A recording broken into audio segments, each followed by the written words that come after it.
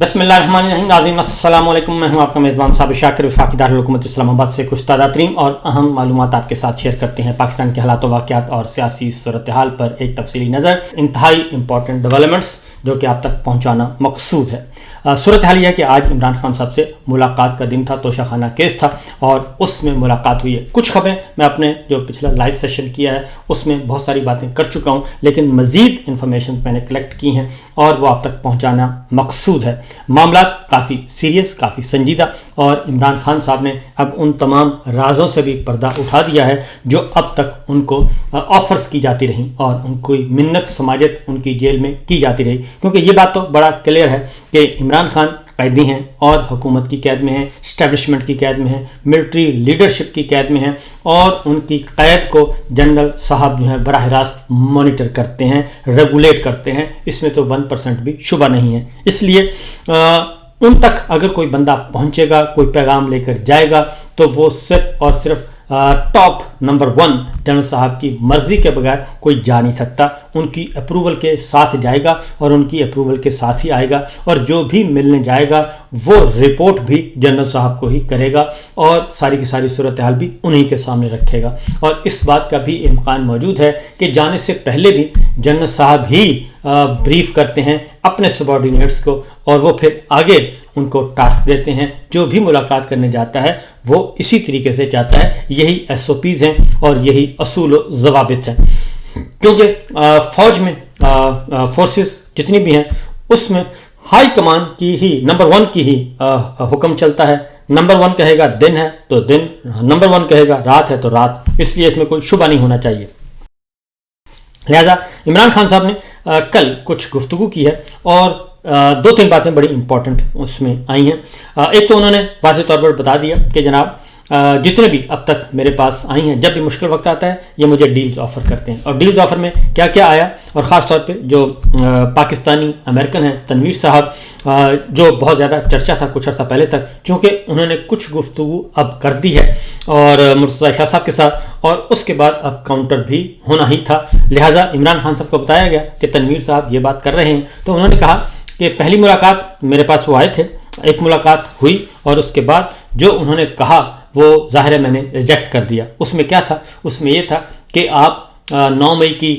جو ہے وہ معافی مانگ لیں, معذرت کر لیں 9 مئی پہ, نمبر 1. نمبر 2, علیمہ خان صاحبہ کو کہیں کہ آپ کی جو گفتگو ہے وہ باہر جا کے, پہلی بات ہے کہ علیمہ خان صاحبہ خاموش ہو جائیں, اگر نہیں ہو سکتی تو آپ کی گفتگو کو بہت ہی نرم پیرائی میں باہر بیان کیا کریں. اور یہ بات علیمہ خان صاحبہ کو بھی کہی تنویر صاحب نے کہ جناب نرم پیرائی میں گفتگو کریں. اور اس کے بعد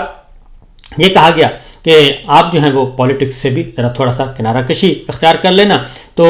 چیزیں جو ہیں وہ آگے بڑھائی جا سکتی ہیں. لیکن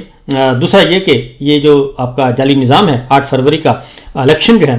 اس کو آپ نے نہیں چھیڑنا اور اس کے نتائج کو قبول کر لیں. تو یہ آفرز ان کو کی جاتی رہیں. تو عمران خان صاحب نے کہا کہ جو تنویر صاحب میرے پاس پہلی دفعہ آئے تو وہ اسٹیبلشمنٹ نے ہی ان کو بھیجا تھا, اور دوبارہ بھی وہ مجھ سے ملنا چاہ رہے تھے, لیکن میں نے ملنے سے انکار کر دیا. اور اس کے بعد پھر انہوں نے کہا کہ جناب یہ تو تنویر صاحب بھی بتا سکتے ہیں. بعد میں انہوں نے کہا کہ منت سماجت کی ہوگی, اور انہوں نے کہا کہ پھر جب زیادہ منت اللہ کیے تو میں نے کہا ٹھیک ہے آپ آ جائیں. اور اس وقت بھی انہوں نے وہی باتیں کی جو وہ پہلے سے پیغام لے کے آئے تھے اسٹیبلشمنٹ کا. لہٰذا وہ میں نے ڈیل نہ کرنی تھی نہ کی, اس لیے میں نے سب کو جواب دے دیا اور میں نے کہا کہ میں اپنی بات پہ قائم ہوں. Rule of law, supremacy of constitution اور اس جعلی نظام کا خاتمہ, اور مجھے رہائی نہیں چاہیے, اور رہائی کے لیے آپ عدالتوں کو آزاد کریں, بات ختم ہو جائے گی. اب انہوں نے عمران خان صاحب نے اب یہ باتیں کرنے کے بعد انہوں نے کہا ہے کہ جی صورتحال یہ ہے کہ اب جو انہوں نے عمر ایوب صاحب کو اور سلمان اکرم راجہ صاحب کو ذمہ داریاں دے دی ہیں. گوہر ایوب صاحب کو چیئرمین شپ اور پارٹی کی مین لیڈرشپ سے ہٹا دیا ہے. عمر ایوب صاحب اور سلمان اکرم راجہ صاحب کو انہوں نے کہا ہے کہ جناب میں نے آج انہوں نے تفصیل کے ساتھ انہوں نے عمر ایوب صاحب کو اور سلمان اکرم راجہ صاحب کو ساری آئندہ کی حکمت عملی رکھ دی ہے کہ کس طریقے سے انہوں نے پارٹی کو لے کے آگے بڑھنا ہے. اور pattern in chief Imran Khan صاحب ہوں گے, اور انہوں نے کہا ہے کہ اب ہم ملک گیر جو ہے وہ تحریک شروع کریں گے, احتجاج کریں گے, اور اس میں جو اچکزئی صاحب کو دعوت دی جائے گی، تحریک تحفظ آئین پاکستان کے تمام رہنماؤں کو دعوت دی جائے گی، مہرنگ بلوچ کو دعوت دی جائے گی، ان کو ساتھ لے کر چلا جائے گا، اور اس کے ساتھ ساتھ دیگر جو لائک مائنڈڈ ہیں، سردار اختر مینگل صاحب ہیں، دیگر ہیں، ان کو بھی دعوت دی جائے گی۔ اور البتہ انہوں نے کہا کہ مولانا سے بھی رابطہ کریں، مولانا فضل الرحمان صاحب سے، اگر وہ آ جائیں تو ویل اینڈ گڈ، اگر وہ نہیں آتے تو پھر ان کی مرضی ہے، اور ہمارا احتجاج جاری رہے گا۔ اور دوسرا یہ کہ انہوں نے کہا کہ کال آف کا بھی میں فیصلہ کروں گا کہ اس احتجاج کو واپس کب لینا ہے اور کیسے لینا ہے، کیونکہ ہمارے پاس اس کے علاوہ اب کوئی آپشن نہیں۔ اس کے بعد عمران خان صاحب نے اپنی پارٹی لیڈرشپ کو بھی بتایا کہ لندن پلان کیا تھا۔ انہوں نے کہا جی کہ جن عاصم منیر صاحب، نواز شریف صاحب اور قاضی فائز عیسیٰ اور سلطان راجہ، یہ لندن پلان کا ایک بنیادی کردار ہے۔ یہ 4 کرداروں نے مل کر یہ سارے کا سارا پلان تیار کیا ہے، اور ان کا مقصد یہی تھا کہ مجھے جیل میں رکھنا ہے، اور مجھے جیل میں رکھ کر ان کا تھا پروگرام کہ پارٹی ختم کر دی جائے گی، اور پارٹی کو جب ختم کر دیا جائے گا تو اس کے بعد پھر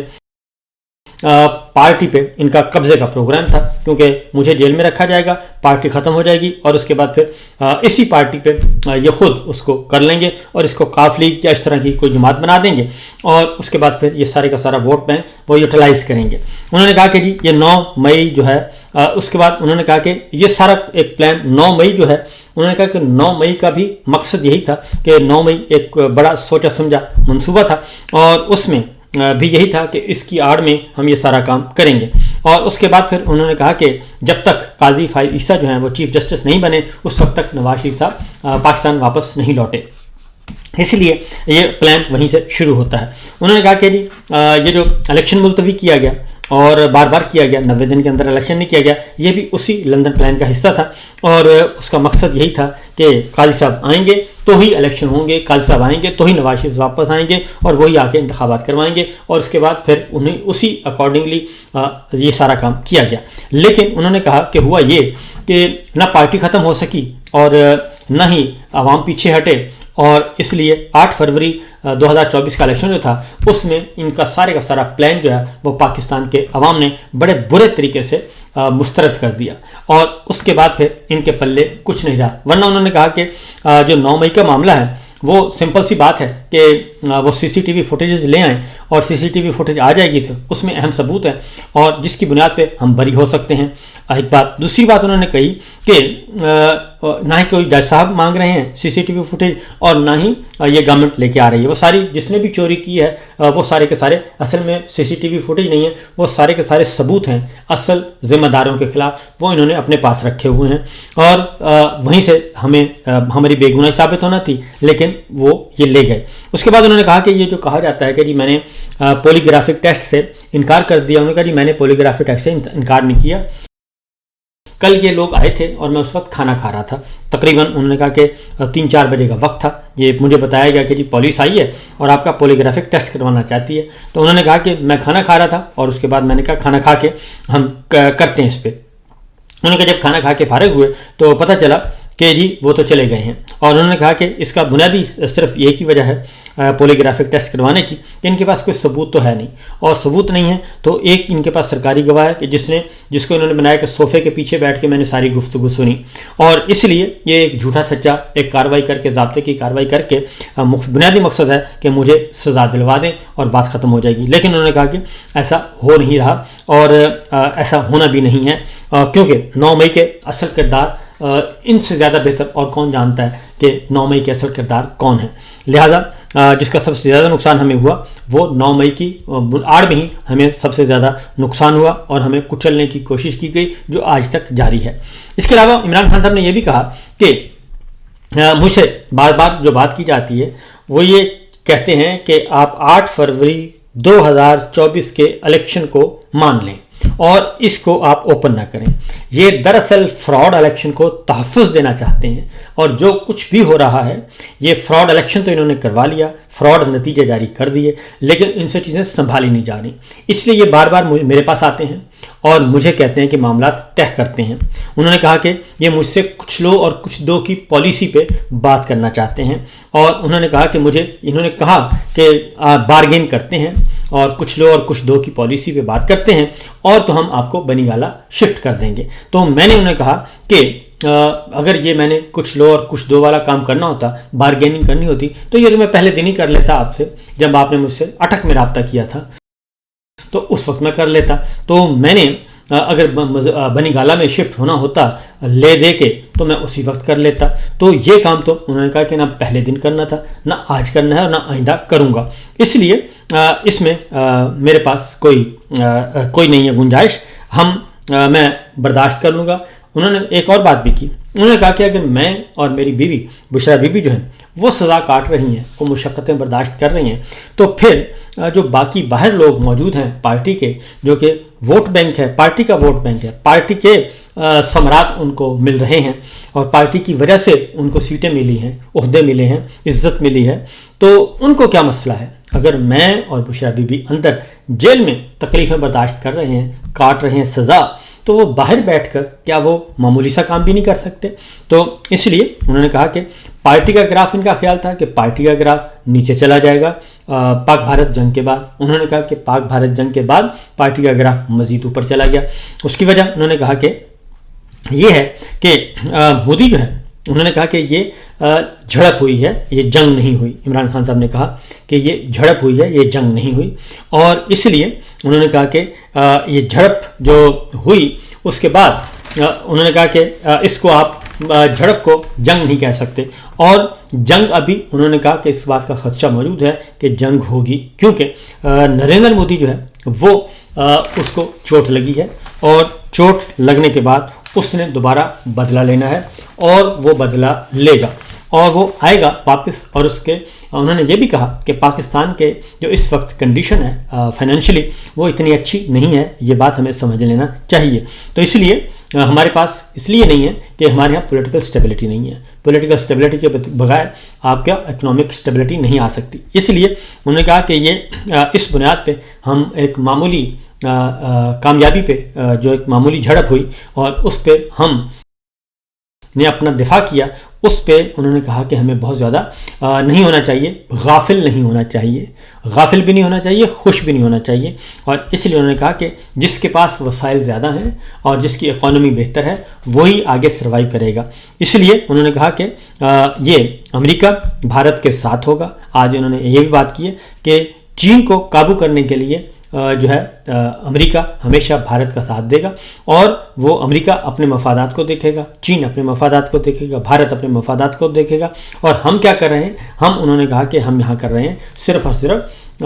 دو نمبریاں کر رہے ہیں، اور ہم اپنے ہی لوگوں کے خلاف آپریشن شروع کیا ہے، اپنے ہی لوگوں کے خلاف فسطائیت برپا کی ہوئی ہے۔ تو لہٰذا انہوں نے کہا کہ یہ ابھی آنے والا وقت جو ہے وہ پاکستان کے لیے مشکل وقت ہوگا۔ اس لیے مجھے ملک کی فکر ہے، ان کی فکر نہیں ہے، یہ جو دو نمبر کام کر رہے ہیں۔ اس کے ساتھ ساتھ عمران خان صاحب نے کہا کہ مذاکرات جو ہے وہ میری ضرورت نہیں ہے، مذاکرات حافظ صاحب کی ضرورت ہے، مذاکرات فیلڈ مارشل کی ضرورت ہے، اور یہ اس لیے بار بار پیغام بھیجتے ہیں۔ انہوں نے کہا میں تو جیل میں ہوں، میں تو قیدی ہوں، میں تو جھوٹے مقدمات بھگت رہا ہوں، مجھے سزائیں ہو چکی ہیں، میں تو جیل میں پڑا ہوں۔ جو بھی آتی ہے بات ان کی طرف سے آتی ہے، مذاکرات کی بات ان کی طرف سے آتی ہے، وہی بندے بار بار بھیجتے ہیں، کیونکہ مذاکرات ان کی ضرورت ہے، میری نہیں۔ ان کو پتہ ہے کہ یہ جعلی نظام ہے، یہ چلنے والا نہیں ہے، یہ جب بھی اس کی بنیادیں انتہائی کمزور ہیں، یہ جب بھی ہلے گا، ختم ہوگا، تو یہ سارے کا سارا ملبہ گرے گا، اور اس کے بعد پھر آئین شکن عناصر جو ہیں وہ قانون کے شکنجے میں آئیں گے۔ ایک بات عمران خان صاحب نے کہی ہے عمر ایوب اور سلمان اکرم رضا صاحب کو جو ہدایات دی ہیں، اس میں انہوں نے کہا ہے کہ اس بات کا بہت زیادہ امکان موجود ہے کہ مجھے دوبارہ نظر بند کر دیا جائے گا اور میری ملاقاتوں پہ مکمل پابندی لگا دی جائے گی۔ اس لیے عمر ایوب صاحب اور سلمان اکرم راجہ صاحب کو انہوں نے تفصیلی بریف کر دیا ہے پارٹی اسٹریٹجی، پارٹی احتجاج اور عوامی تحریک کے بارے میں، اور کچھ خاص ہدایات بھی انہیں دے دی ہیں۔ اس لیے انہوں نے کہا ہے کہ اب ان کے حوالے میں نے کر دیا ہے ساری چیزیں، اور اب یہ باہر ایکٹیویٹی کریں گے، اور جو ہیں بیرسٹر گوہر جو ہیں وہ سفارتی محاذ سنبھالیں گے، ان کو ذمہ داری گئی ہے، ڈپلومیٹک سرکل جو ہے وہ ان کے حوالے کر دیا گیا ہے، اور مین پالیسی جو ہے पॉलिटिकल स्ट्रेटजी, पॉलिटिकल एक्टिविटीज़, सियासी सरगर्मियाँ वो उमर अयूब और सलमान अकरम राजा साहब के हवाले कर दी गई हैं। इसके साथ साथ ही एक और खबर जो है वो है बुशरा बीबी से मुतालिक। बुशरा बीबी ने आज साफ अल्फाज में बताया है कि जो खाना आम कैदियों को दिया जाता है उससे कहीं ज़्यादा बदतर और गलीज खाना उन्हें दिया जाता है। नहाने के लिए जो पानी मुहैया किया जाता है वो मिट्टी और कीचड़ से भरा हुआ होता है। उनके सेल में कीड़े मकोड़े हर वक्त रेंगते हैं जो रात भर उन्हें काटते हैं और सोने नहीं देते। ये सिर्फ जिस्मानी नहीं ज़हनी अजियत का एक मकरूह खेल है। उन पर हर किस्म का जुल्म ढाया जा रहा है। उन्हें तो वो बुनियादी हकूक़ भी नहीं दिए जा रहे जो एक आम कैदी को हासिल होते हैं। मकसद सिर्फ एक है कि उन्हें तोड़ना झुकाना, मगर वो आज भी इमरान खान के वफा और हौसले की अलामत बनकर खड़ी हैं। ये जुल्म की इंतहा है और इस पर खामोश रहना इंसानियत के मुंह पर तमाचा है। तो ये सिचुएशन हो रही है जनाब, और अचानक जो है वो मामलात हैं वो काफ़ी तलखी की तरफ चले गए हैं। जबकि जावेद हाशमी साहब ने यह कहा है कि 9 मई के मामले में उन्होंने वाज़ेह तौर पर कहा है कि इमरान खान के CCTV फुटेज दिखाने के मुतालबे पर अगर अमल हो गया तो 9 मई के असल किरदार जो हैं वो बेनकाब हो जाएंगे। मेरी नज़र में 9 मई की तमाम तर ज़िम्मेदारी एस्टेब्लिशमेंट पर आयद होती है। फिलवक्त इतना ही, इजाज़त दीजिए, अल्लाह हाफिज़।